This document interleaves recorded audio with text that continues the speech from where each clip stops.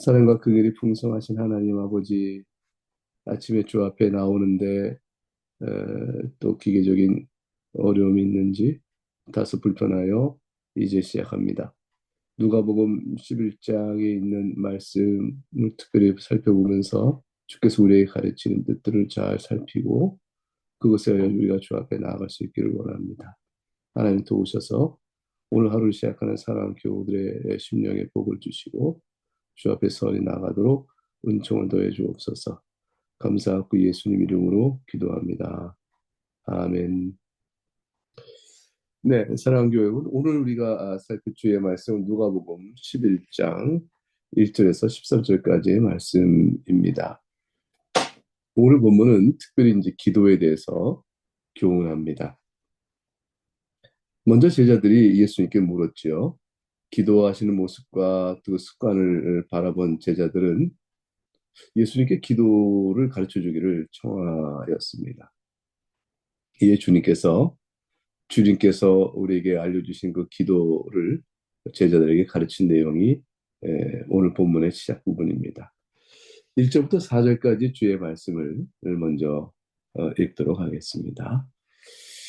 예수께서 한 곳에서 기도하시고 마치심에 제자 중 하나가 여짜오되 주여 요한이 자기 제자들에게 기도를 가르친 것과 같이 우리에게도 가르쳐 주옵소서. 예수께서 이르시되 너희는 기도할 때 이렇게 하라.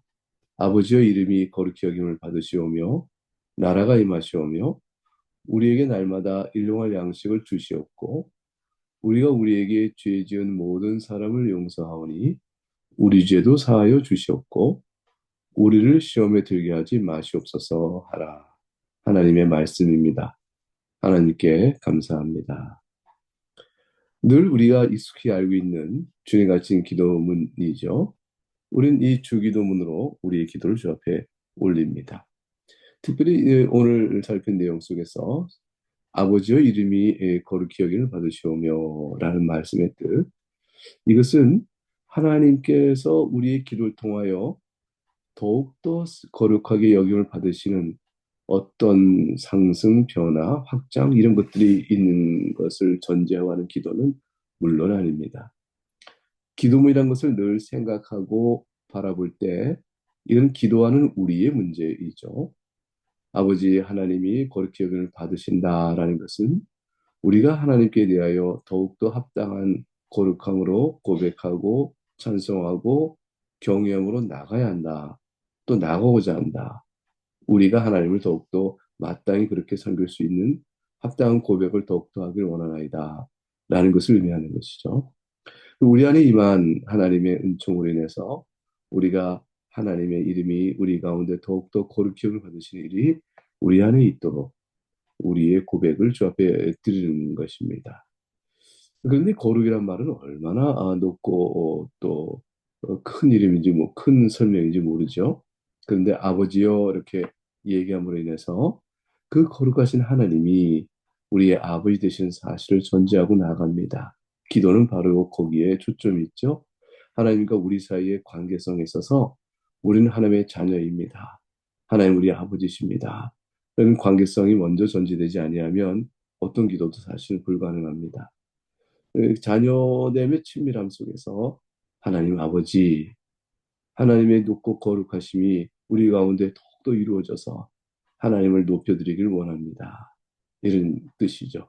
예수 그리스도의 중보로만 가능한 이 놀라운 하나님의 관계가 이 주님 같은 기도 속에 이미 시작되어 가고 있습니다.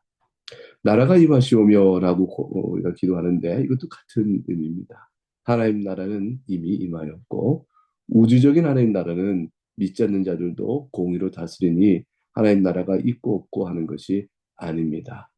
그 하나님 나라가 임하시기를 바라는 것은 우리 가운데 주의 뜻, 하나님 이름이 거룩히 여김을 받으시는 것처럼 우리 가운데 하나님 나라가 임하여지는 것을 의미하는 것이죠. 우리 가운데 하나님의 뜻과 교훈과 명령, 그걸 통해서 그 하나님의 다스림이 우리 가운데 있기를 바라는 것입니다. 결국은 뜻이 하늘에서 이룬 것 같이 땅에 이루어지다라는 이 대목이 누가복음 오늘 본문에 나타나지 않지만 마태복음이 그대로 있지 않습니까? 그러니까 그거가 똑같아요. 그래서 하나님의 뜻이 우리 자신의 소원의 뜻과 일치되어져서 과연 우리 마음을 주의 나라가 임하였다. 주의 뜻이 이루어지기를 원합니다. 우리 마음이 주의 뜻 가운데 이루어지기 따라 나갈 수 있기를 원합니다. 라는 것이죠. 성령 하나님께서 우리 마음을 다스려 가실 때 그리스도의 영이신 성령을 통하여 그리스도께서 우리 안에 왕적 통치를 하시는 것이고 그걸 통해 하나님께서 우리를 또한 다스려가는 것이다. 이렇게 할 것입니다. 그리스도와 성령과 또 하나님, 삼일체 하나님의 놀라운 그의 나라가 우리 가운데 그리하여 이루어지는 것이죠. 날마다 일용할 양식을 주시옵고라는 말씀의 뜻은 우리가 이 땅에 사는 동안에 우리에게 모든 필요를 공급하시는 분이 하나님이심을 고백하는 것입니다.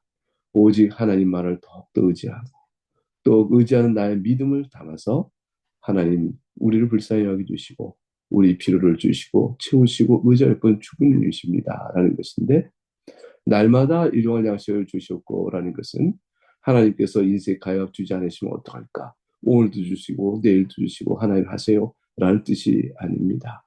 이것은 항상 어느 때라도 하나님만이 우리가 의지할 뿐이십니다. 라는 고백을 담고 있는 것이죠.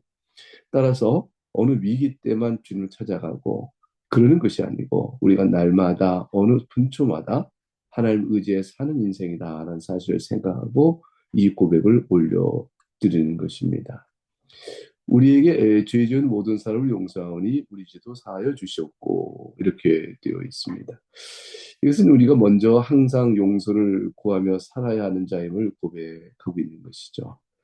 이 용서를 하나님께 받음을 우리가 이미 받았다라는 사실을 잘 기억하고 이로 인해 늘 감사하고 하나님께로부터 받는 용서가 아니면 우리가 살 수 없음을 아는 자일 때 이 용서를 다른 사람에게 그대로 적용하여 확장해 갑니다. 본문에 다른 사람의 용서가 먼저 나오고 이것을 토대로 마치 공로를 세워서 그걸 인정받아 하나님께 용서를 또 획득하는 이런 식의 논리 구조로 이해해서는 안 되는 것입니다. 하나님께 받은 용서를 먼저 확신하고 주께서 나를 이렇게 사랑하시고 용서하시니 나 또한 다른 이를 용서함으로 인하여 과연 하나님이 나를 용서하심을 내가 믿고 그를 감사합니다를 증거하고 열매 맺는 것이죠. 다른 일을 용서하는 것을 통해서 하나님을 향하여 회개하고 용서받은 자이라는 사실을 우리가 스스로 믿고 확신하고 있다는 사실, 그걸 나타내 보이는 것입니다. 따라서 다른 일을 용서하지 않는 자는 죄인을 불쌍히 여기시는 하나님의 용서를 믿지 않는 자와 같다. 이렇게 볼 수 있는 것이죠. 그래서 우리 같은 자를 도무지 하나님께 용서할 수 없는 우리를 불쌍히 여기시고 자녀로 부르시는 하나님을 아버지라 부르면서 그 사랑으로 아버지의 영광의 빛을 다르게 나타내 보일 때 바로 그것은 과연 하나님의 용서를 받은 자라 이렇게 선언받을 만한 자가 되어지는 것이죠. 그래서 모름지기 그리스도인한 회개하는 자요 용서를 구하여 과연 용서를 받은 자라 이렇게 할 것입니다. 그 하나님을 아버지로 부르는 자인 그리스도인들은 다른 이의 허물을 용서하는 삶을 살아가는 능력과 또 소원의 기도를 갖게 됩니다. 우리를 시험에 들게 하지 마시옵소서라고 우리 기도합니다. 이것은 우리가 사는 인생이 늘 시험에 둘러싸여 있음을 인정하는 것이죠. 이것에 저항하고 죄를 다시 범치 않도록 우리의 마음을 바로잡아야 함을 고백합니다. 근데 이것은 우리 힘으로 다 되지 아니하고 하나님의 도우심으로만 될 수 있습니다라고 고백합니다. 하나님의 보호를 구하여 나가야 하는 것입니다. 이와 같은 기도를 주님께서 우리에게 가르치셨습니다. 제자들이 기도를 배우고자 할 때 이와 같이 가르치신 것은 우리의 상황이 어떤지, 하나님과 우리 사이의 관계가 어떤지를 잘 보여주고 있지 않겠습니까? 우리의 기도가 과연 어떠한가요? 여러분의 기도는 어떠한가요? 믿음으로 하나님 뜻 합당한 마음을 가지고 구하는 것, 그리고 그 소원을 주 앞에 두는 것, 하나님과 우리 사이에 먼저 하나님 나라가 우리 안에 임하기를 소원하고 그 주 앞에 나아갈 때에 이 땅 사는 필요와 영육 간에 우리의 삶을 도우실 분은 좌로나 우로나 오직 주님뿐이시다 라고 생각하여 하나님을 간절히 의지하고 나가는 것, 그것이 주께서 가르친 기도의 내용이라 할 것입니다. 이와 주님께서 가르친 기도를 그저 읽는 것 또는 외워서 주르르 말해버리는 것, 그게 기도일까? 그래서 이런 건 기도가 아니고 기도문을 주문처럼 외우면 안 된다 하여 아예 주님께서 가르친 기도를 그 많은 또 교단도 있습니다. 흔히 이제 침례교인데 아주 보수적인 침례교는 그렇게 하기도 합니다. 아무런 의식도 없이 그 내용의 고백, 이 속에 담긴 뜻이 무엇인지, 그리고 그것에 합당한 우리의 마음을 내어드리는 의지가 없는 채, 그야말로 그냥 말을 외우듯, 주문을 외우듯, 그냥 줄줄줄 한다면, 아니죠. 따라서 주기도문을 아무리 외운다 해도 그것은 기도가 아닌 것이 되어집니다. 그러나 주께서 모범으로 주신 이 기도의 가르침을 따라서 이 기도 속에 담겨 있는 그 의미를 쫓아 하나님께 그것을 마땅히 기도에 합당한 대로 간구하며 주 앞에 나가는 것은 그런 의미에서 온당한 기도입니다. 우리가 여기서 담고 있는 어떤 내용도 우리 힘으로 할 수 있는 것이 없기 때문이죠. 하나님의 이름이 우리 마음에 더욱더 거룩히 여겨지길 바라는 내 마음이 그렇게 되기를 원하는 것, 우리 힘으로 되는 것이 아니라 성령의 도우심으로 되는 것이요. 우리 마음이 하나님 뜻과 일치되어 주의 다스림을 받기 원하는 것, 내가 선택하는 것이 아니라 주께서 이루어져야 하시는 일이요. 날마다 일용할 양식을 주시는 것, 이 모든 필요를 도우시는 것도 하나님께서 제시하신 것이요. 어느 한 순간도 그렇지 않으면 살 수 없음을 고백하는 것이고, 죄의 용서 받았으나 죄의 용서의 능력이 없는 자에게 하나님께서 우리를 도우셔야만 이게 되어야만 되는 일이기 때문에 그런 것이요. 시험에 이기는 것도 마찬가지입니다. 여기 있는 모든 내용이 과연 주의 도우심이 없으면 되지 않는 일이므로 우리가 구할 것과 또 그것이 이루어지는 일에 있어서 하나님께 간절히 구할 것. 우리 인생 중에 살면서 믿음의 사람으로 과연 구할 것이 무엇인가를 드러내주는 것이 바로 주님까지 기도문에 있고 그것을 구하는 것은 온당한 기도라 할 것입니다. 따라서 주님께서 기도를 통해 가르친 바를 우리가 달리 기도한다고 생각해 볼까요? 우리 나름대로 우리의 언어로 그런 내용을 기도한다면 결국 가장 요약되어지며 완성된 형태는 주님이 지금 제시하신 기도문의 내용과 동일한 것으로 되어집니다. 그러므로 주님 가르친 기도를 이걸 그대로 기도로 쓸 수 있는 것인가라는 것의 문제는 결국 그 기도문의 내용이 우리가 구할 바요. 그걸 기도에 합당하게 올려드리면 기도가 되는 것이고요. 그것을 주문처럼 읊어버리고 아무 뜻 없이 외운다면 아무 기도가 아닌 것이 되어지죠. 그런 의미에서 주님 가르친 기도로 우리가 모든 수를 마칩니다라고 할 때 그 기도가 될 수 있도록 조금은 천천히 우리가 할 필요가 있습니다. 뜻을 새기며 조금 더 천천히 할 필요가 있죠. 우리는 그런 면에서 좀 습관적으로 좀 빨리 하는 버릇이 있는데 그거는 좀 천천히 해보는 것이 좋겠다라는 말씀을 듣고 오늘도 한번 우리 마칠 때 그렇게 한번 해보는 것이 좋겠습니다. 이와 같이 내용을 가르친 주님께서는 5절부터 8절 내용의 말씀 그렇죠. 또 이어서 기도는 꾸준히 해야 될 것이다. 지속적으로 할 것을 교훈합니다. 주의 말씀을 봉독합니다. 또 이르시되 너희 중에 누가 벗이 있는데 밤중에 그에 가서 말하기를 벗이여 떡 세 덩이를 내게 구워달라.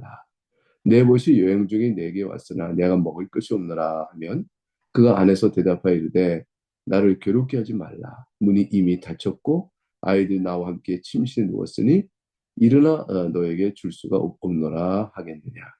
내가 너에게 말하노니 비록 벗됨으로 인하여서는 일어나서 주지 아니할지라도 그 간청함을 인하여 일어나 그 요구대로 주리라. 하나님의 말씀입니다. 하나님께 감사합니다. 결국 요 내용은 기도를 꾸준히 해라라는 말씀이시죠. 지속적으로 해라는 것입니다. 기도란 한번 쭉 한번 내밀었다가 뭐 소용이 없네 거두어 드리는 것 그건 기도에 합당한 시작과 태도라고 할 수가 없습니다. 기도는 꾸준히 할 때 아하 그 기도의 진정성이 확인됩니다. 기도는 게으르지 아니하고 지속적으로 할 때 그가 참으로 기도하는 자임을 알 수가 있습니다. 강구하는 자의 진정성, 강구하는 자의 믿음, 그 모든 것들은 꾸준 속에 있고 지속성에 있습니다. 하나님의 섭리와 주권 앞에 의지하는 겸손함이 꾸준한 기도 속에서만 드러나는 것이죠. 그 기도는 오늘 내가 기도했어. 들어주실 거야. 이렇게 한번 툭 하고 그 다음에 잊어버리고 또 안 하고 이런 것은 그 기도를 구하는 것에 진정성이 부족하게 되어지는 것이죠. 하나님을 수단으로 사용하는 악함 그런 것들이 나타날 위험성이 있어요. 하나님을 경외하는 자는 하나님과 관계 속에서 하나님만이 의지할 자인 줄 알아 자신이 꾸준히 기도하게 되어지는 것이죠. 꾸준히 하고 지속적으로 하는 그 노력의 결과로 지성이면 감춰이나 답을 얻는다. 그렇게 생각하면 그것 또한 잘못입니다. 우리는 우리의 노력으로 하나님을 움직여가는 것이 아니죠. 하늘 보좌를 움직이는 기도다. 이렇게 이제 말을 하는데 그것은 우리의 노력의 결과다. 이렇게 이해하는 것은 합당치 않습니다. 하나님께 우리의 필요를 주의 선한 뜻과 지혜 가운데 우리를 합력하여 선을 이루시는 선통치가 있는 하나님 앞에 우리가 하나님께 기도를 하셨으니 우리가 말씀한 바대로 우리 하나님 나라와 우리의 필요와 우리의 죄사함과 시험에 들지 않게 하는 모든 부분을 주님을 의지하여 내어드리는 것입니다. 그리고 하나님의 도우심을 구하며 의지에 사는 것이죠.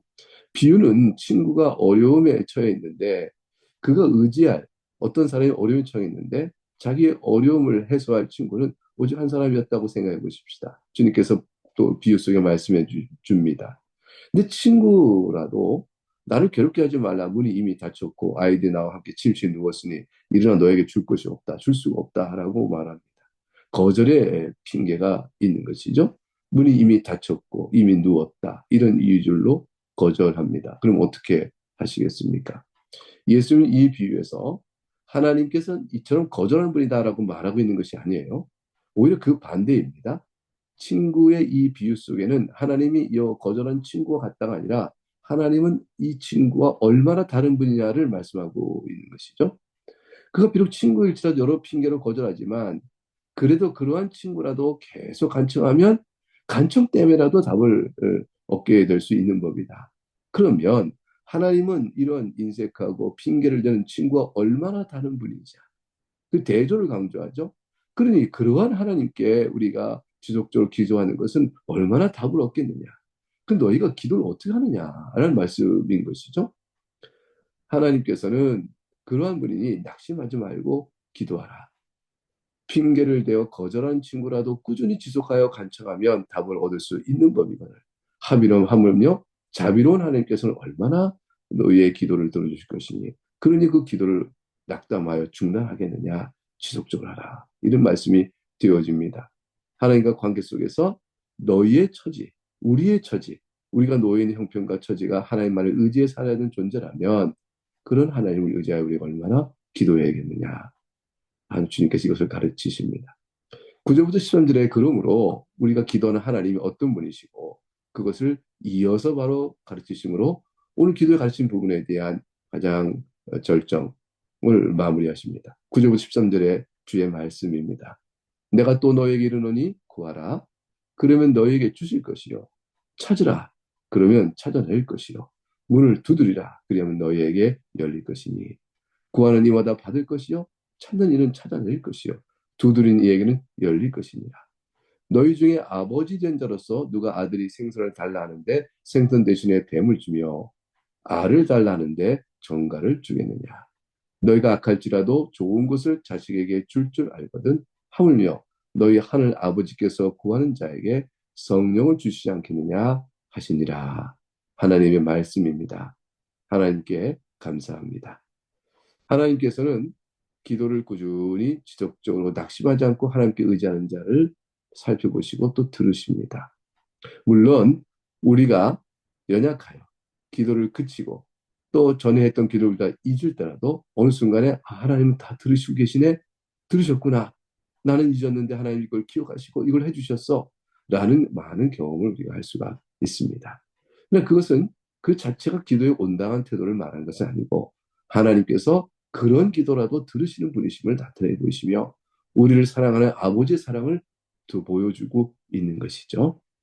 지속적으로 기도하는 것은 기도 자체의 성격상 합당한 것이고 하나님과 우리 사이 속에서 하나님을 의지하는 신앙의 태도입니다.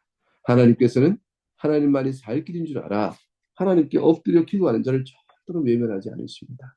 이게 주님의 성경을 통해 말씀하시는 교훈이에요. 약속이죠.